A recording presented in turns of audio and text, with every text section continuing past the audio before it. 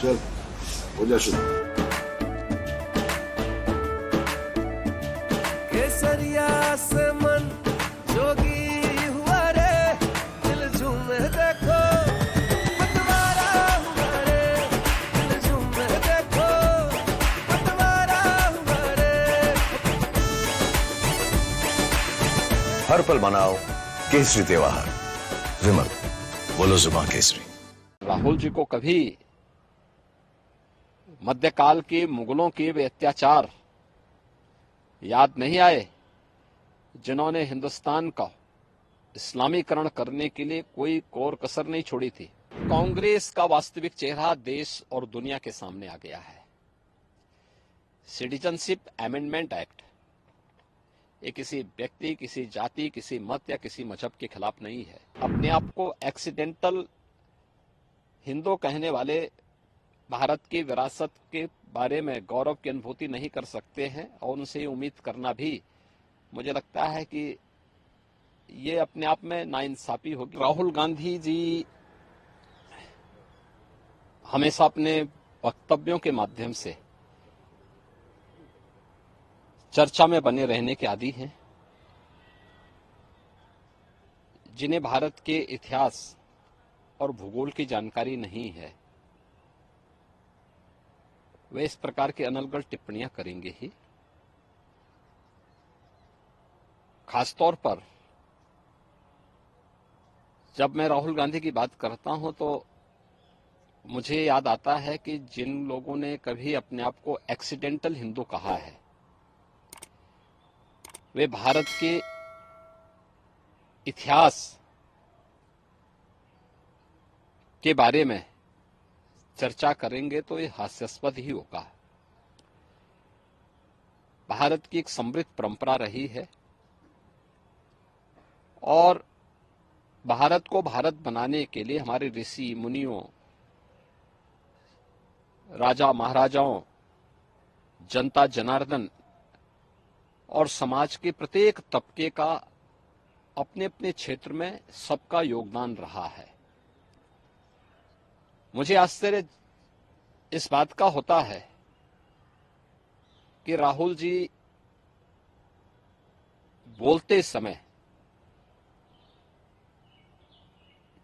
क्यों उन राजाओं के योगदान को भूल गए जिन लोगों ने भारत को भारत बनाने में योगदान दिया है।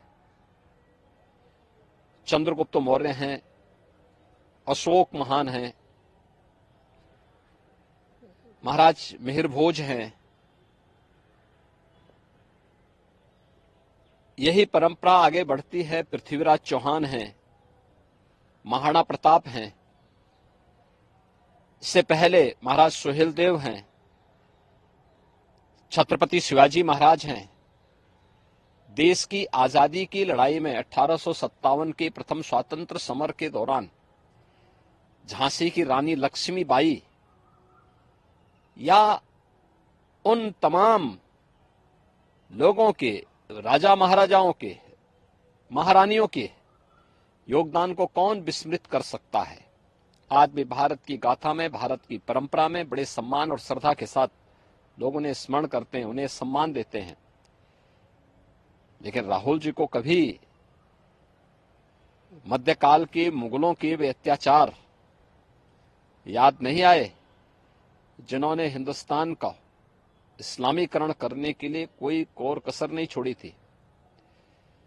जिन लोगों ने अत्याचार और बर्बरता की सभी सीमाओं को लांघ डाला था।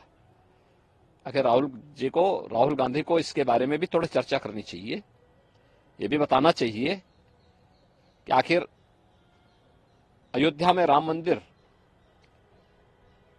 तोड़ने का दोषी कौन है, कौन दोषी था। काशी में काशी विश्वनाथ मंदिर हो या फिर मथुरा में श्री कृष्ण जन्मभूमि, इनको तोड़ने का दोषी कौन था। देश के अंदर व्यापक पैमाने पे मध्यकाल में देश की सनातन संस्कृति और सभ्यता के खिलाफ तलवार के बल पर नरसंहार करने वाले कौन लोग थे? नालंदा और तक्षशिला जैसे विश्वविद्यालयों को किन्होंने नष्ट किया था? कौन लोग थे वह? उनकी भी तो थोड़ा चर्चा कर लेते। लेकिन दुर्भाग्य है, अपने आप को एक्सीडेंटल हिंदू कहने वाले भारत की विरासत के बारे में गौरव की अनुभूति नहीं कर सकते हैं, और उनसे उम्मीद करना भी मुझे लगता है कि ये अपने आप में नाइंसाफी होगी। और मुझे लगता है कि स्वयं में एक जो है अनावश्यक रूप से हम लोग माथापच्ची करें अगर राहुल गांधी जैसे लोगों से उम्मीद की जाए तो। सर, एक इशू है, कांग्रेस का कहना है कि अगर वो सत्ता में आते हैं तो सीए कानून को जो है समाप्त कर देंगे, नहीं लागू होने देंगे। क्या वजह लगती है, क्यों कांग्रेस को सीए से इतना एलर्जी है? देखिए, नहीं लागू करना चाहिए। कांग्रेस का वास्तविक चेहरा देश और दुनिया के सामने आ गया है। सिटीजनशिप अमेंडमेंट एक्ट ये किसी व्यक्ति, किसी जाति, किसी मत या किसी मजहब के खिलाफ नहीं है। यह तो भारत का मानवता को एक संदेश है। पाकिस्तान, बांग्लादेश और अफगानिस्तान के अंदर जो हिंदू, सिख, बौद्ध, जैनी, पारसी, ईसाई, इन सबको उनकी भूमि पे प्रताड़ित कर दिया गया, बर्बर अत्याचार किए गए, और वे लोग वहां से छोड़ करके शरणार्थी के रूप में भारत में आए हैं। 5 वर्ष पहले से रह रहे हैं। सीएए उनको भारत की नागरिकता देने का पक्षधर है, और भारत अपनी मानवीय संवेदना की पक्षधर होने के नाते उन लोगों को भारत की नागरिकता देना चाहता है। आखिर कांग्रेस को इससे क्या एलर्जी है? या कांग्रेस उन कट्टरपंथियों के दबाव में क्यों आ रही है जो मानवता के दुश्मन हैं? कांग्रेस का यह वक्तव्य मानवता के खिलाफ है, मानवीय संवेदना को रौंदने वाला है, और कांग्रेस के बर्बर चेहरे को प्रदर्शित करता है।